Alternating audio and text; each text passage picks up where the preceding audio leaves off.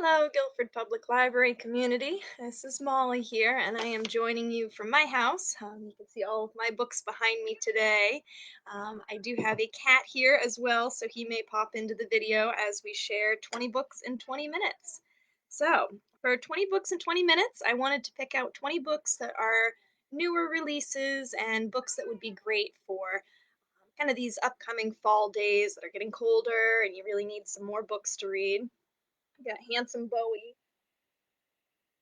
is very chatty, so he will be putting some input in on many of the books. You'll hear him in the background. So, we're going to start out with a really good thriller. So, this is The Searcher by Tana French.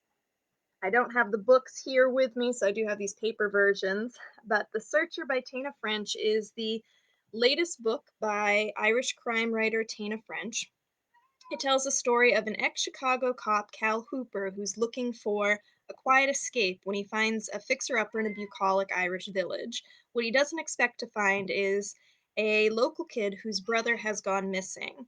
And the local kid convinces him to join in the investigation, and he ends up getting brought into a lot of the secrets of this small town that he thought he had escaped in Chicago.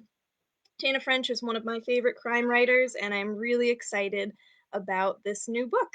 So that's Tana French, The Searcher. Bowie also likes thrillers.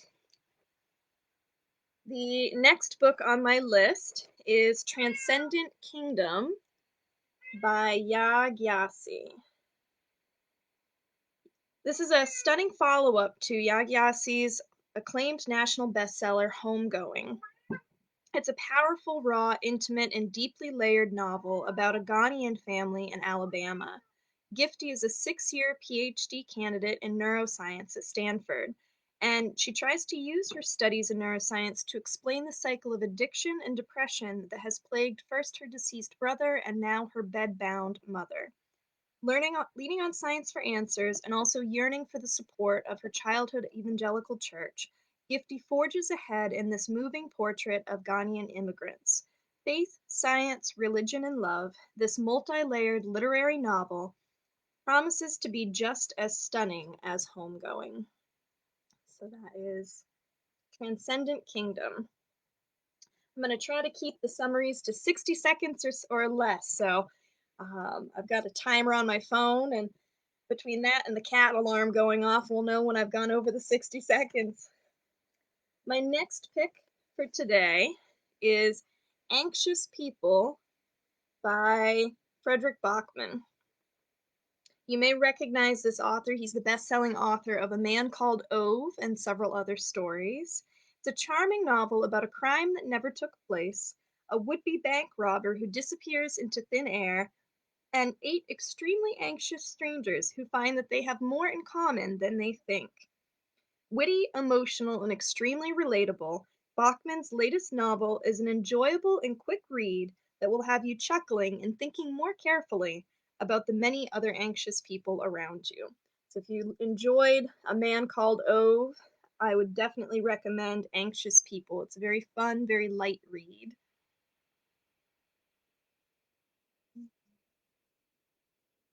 Next is One by One by Ruth Ware. Let's see if my paper books will stand up.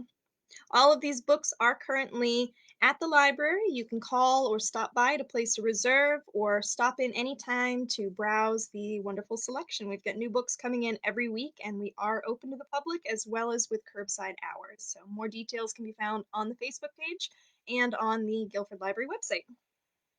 One by One by Ruth Ware is a perfect thriller to get you ready for the ski season. One by One is chilly and full of suspense. When a corporate retreat to the snowy French Alps starts to take a turn for the worse, the weather outside appears to follow suit. Tensions brew inside the chalet and come to a head just as a massive avalanche cuts the group off from the outside world. Reminiscent of Agatha Christie's And Then There Were None, you'll be flipping ahead to find out what happens as the group dwindles one by one. That's One by One by Ruth Ware. Next is one of my personal favorites on the list. The Confession Club by Elizabeth Berg. If you're looking for a warm and uplifting read, this should definitely make your list. The Confession Club is a great start for that list. When a group of friends in Mason, Missouri decide to start a monthly supper club, they plan for nights of talking, gossip, laughter, and wine. What they discover is much deeper, an intimate opportunity to share their confessions, embarrassing misdeeds, insecurities, and long held regrets. When the club takes on two new friends under their wing, they all discover the exact kind of support they need to help them through difficult times and decisions. A gentle read filled with friendship, community, and kindness. And doesn't that look like just the warmest, most beautiful house? I would love that right now. It's very chilly up at my house at the moment. For a nice warm read, Elizabeth Berg is always a good option.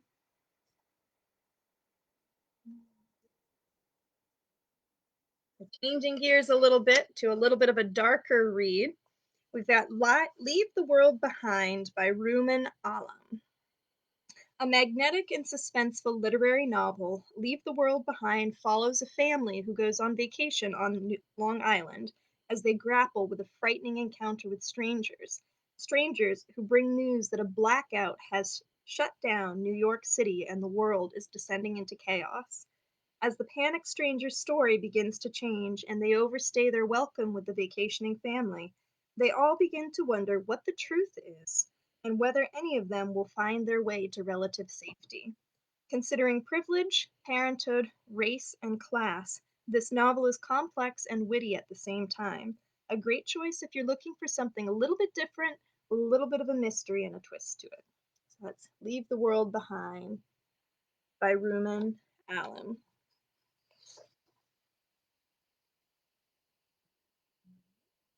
Next on the list is The Midnight Library by Matt Haig.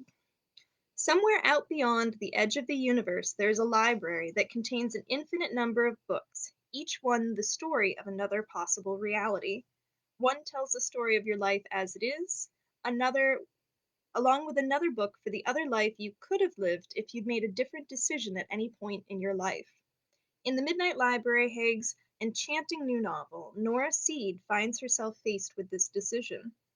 Faced with the possibility of changing her life for a new one, following a different career, undoing old breakups, and realizing her dreams of becoming a glaciologist, she must search within herself as she travels through the Midnight Library to decide what is truly fulfilling in life and what makes it worth living in the first place.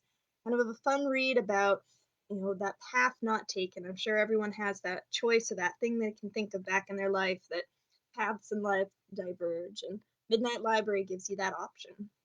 So that's Midnight Library by Matt Haig. So next is my first nonfiction pick on the list. I've got about 15 fiction and about 5 nonfiction. This first one I noticed on the new bookshelf and it just seemed so intriguing, so it's definitely on my list to check out and read as well. Let's see if you can see the cover. It's called You Ought to Do a Story About Me: Addiction, an Unlikely Friendship, and the Endless Quest for Redemption by Ted Jackson. In 1990, while covering a story about homelessness for the New Orleans Times, Ted Jackson encountered a drug addict sleeping under a bridge. After snapping a photo, Jackson woke the man up.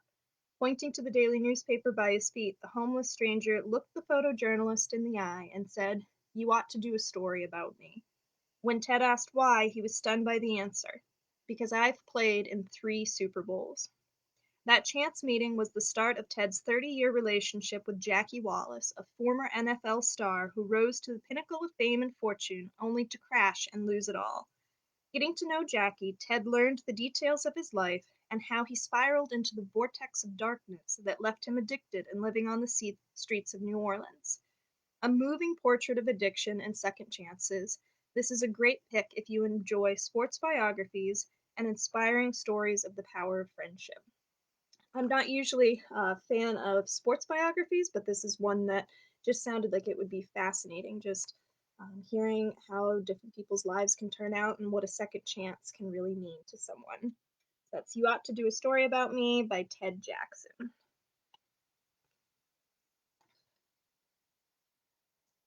Next up is The Cold Millions by Jess Walter. This one's looked really fun. An entertaining historical story of brotherhood, love, and betrayal, The Cold Millions is set in early 20th century America. The Dolan brothers live by their wits, jumping freight trains and living for adventure every day. When a chance encounter with a mysterious and beautiful vaudeville singer introduces the brothers to a dangerous mining magnate and a different way of life, their bonds are tested as the brothers seek to find separate paths forward. Cops, tramps, suffragettes, murderers, and soldiers, this novel is packed with many memorable characters from American history. Definitely a great pick for adventure fans, a good Western fan, or historical fiction. It's The Cold Millions by Jess Walters. Next is a psychological thriller. It's one of our most popular categories and genres of books at the library. Books like uh, Girl on the Train and Woman in Cabin 10 and Gone Girl definitely kicked this genre into high gear. And House of Correction and author Nikki French are certainly no exception. This heart-pounding standalone thriller from best-selling author Nikki French, a woman accused of murder attempts to solve her own case from the confines of prison, but as she begins to unravel the truth, everything is called into question, including her own innocence. Lots of psychological twists and turns, an unreliable narrator, and an unexplained conviction make this a wonderful and twisty psychological read. And Nikki French does have a number of other books out as well that are of similar psychological thriller. If that is a genre you enjoy, House of Correction.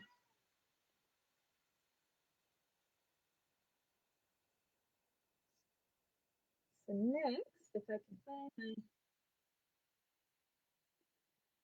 the book, I do actually have this book, so I will have to make sure I bring this back so that you all can read it as well. This is called Solutions and Other Problems by Ali Broche. This is a very, very fun book. It's a graphic novel, graphic memoir, and the woman who writes it just has this really unique way of looking at the world with humor, with wit, and with this startling honesty that just makes you feel like you can identify with all of the stories she has. Everything from the adventures of her crazy dogs, depression, kind of just looking at the world as being a young woman in the 21st century, and she has these hilarious illustrations that go along with everything. So it's a pretty good sized book, but it's one that you can just leave on the coffee table and pick up every once in a while and just read some of these really fun and entertaining stories. So that is Solutions and Other Problems. You may know her from the comic series Hyperbole and a Half as well, and she does have a couple of other graphic memoirs out as well. So that one's very fun. I promise I'll finish it up and bring it in as soon as I can. Next up is The Big Door Prize by M.O. Walsh. The cat is enjoying picking out some books to read today as well. You might be able to see him. He is behind the books on the bookshelf at the moment. In The Big Door Prize by M.O. Walsh. A mysterious machine upends a small Louisiana town overnight, claiming to tell you your life's potential with just a simple DNA swab. With enough credibility to make the townspeople curious, soon the former teachers, nurses, and shopkeepers of Deerfield are abruptly changing course in their lives to pursue their destinies as magicians, cowboys, and athletes, including the novel's main characters, Douglas Hubbard and his wife Sherilyn, who both believed they were perfectly happy until they realized they could dream for more. Heartwarming, funny, and uplifting. I would recommend this read for any cool fall day. We got a couple meows of approval from Bowie, so this is definitely a fun pick, nice and light, heartwarming, gentle read. Next up is a similarly warm read. Excellent for fall if you're looking for something that's just positive and happy and a really fun read. Is Lost Souls at the Neptune Inn by Betsy Carter. When an elusive stranger arrives in 1960s New Rochelle, three generations of women are forever changed. Geraldine, her daughter Amelia May, and her daughter Alice couldn't be more different from each other, and none expect their lives to shift so much with the appearance of Dillard Fox. A new love, a long wanted father figure, and a stabilizing force in the family. But everyone has their secrets, and the one that Dillard has been carrying all these years might just shatter the fragile and newly found peace between these three women. Charming, sweet, and warm, this is a love story and a family saga all in one. So that's Lost Souls at the Neptune Inn.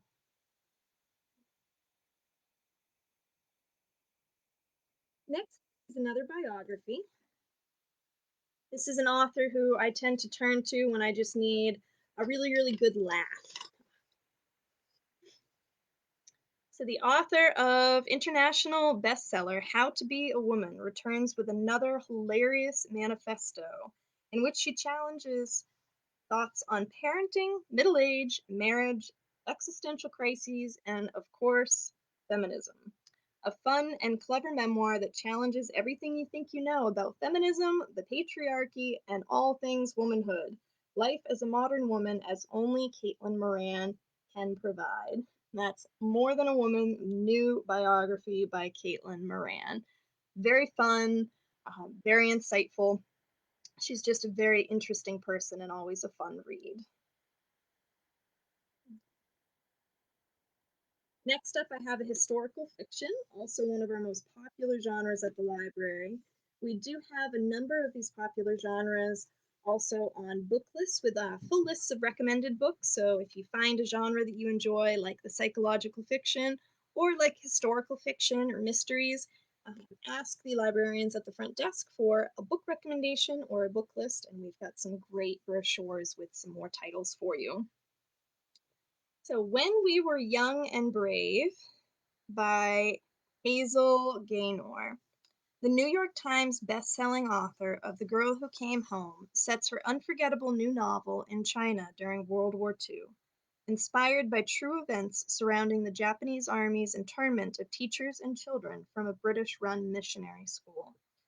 Teacher Elspeth Kent and 10-year-old Nancy Plummer form a life-changing bond as they find new ways to survive in a remote corner of this terrible war. Excellent for fans of historical fiction. If you like books that are based on true stories, it's a pretty quick read, but it's very emotional and very, very beautifully written.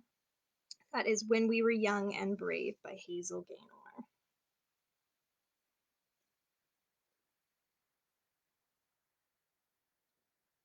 Next up is a new book by a popular author here at the library, Fanny Flagg.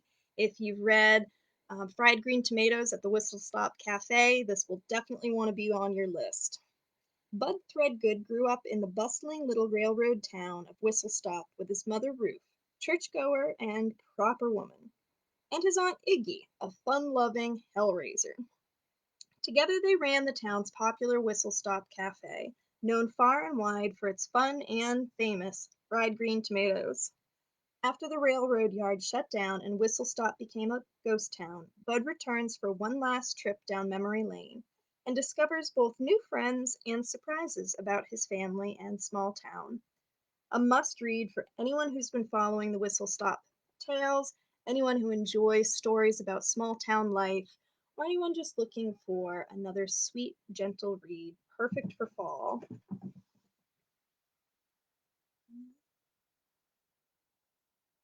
Next on the list is another story of small towns, but in a little bit of a different way. Milltown, Reckoning with What Remains is a nonfiction book, and it is written by a woman named Carrie Arsenal. And Carrie grew up in a small mill town in upstate Maine. Growing up living in the rural working class town of Maine, Carrie's family was one of many that depended upon the mill to survive. Years after moving away, she realized the true economic, physical, and emotional price paid by the town for harboring the toxic mill for over 100 years. Milltown is her investigation into the history of the mill and the far reaching impacts of the mill on the rural working class. I grabbed this book because it caught my eye, knowing that there are a lot of small mill towns in this area, although the mills are no longer operational. And it just seemed like it would be a very interesting read for anyone interested in Belknap County history or the history of the mill towns across New England. That's Milltown by Carrie Arsenault, and that is a nonfiction.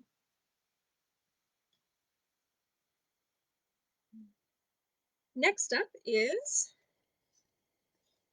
one of my favorite authors, The Book of Two Ways by Jodi Picoult. Dawn Edelstein is on a plane when her entire life changes. Surviving a crash landing conjured up thoughts not of her devoted husband, but of a man she last saw 15 years ago and a career and life path she walked away from. When the airline provides transportation for survivors to wherever they want to go, Dawn is forced to confront two possible futures that unspool side by side, as do the secrets and doubts long buried in them. Another gripping read by popular author Jodi Picoult. If you liked this, you may also like The Midnight Library by Matt Haig. So both of these books deal with the path untaken, kind of other opportunities in life, and getting second chances. Dancing with the Octopus is my final nonfiction pick of the list. This is another one that I was browsing on the nonfiction list and it just stood out to me, partially because of the photo, partially because of the title. It is a great pick for readers of Educated and the Glass Castle.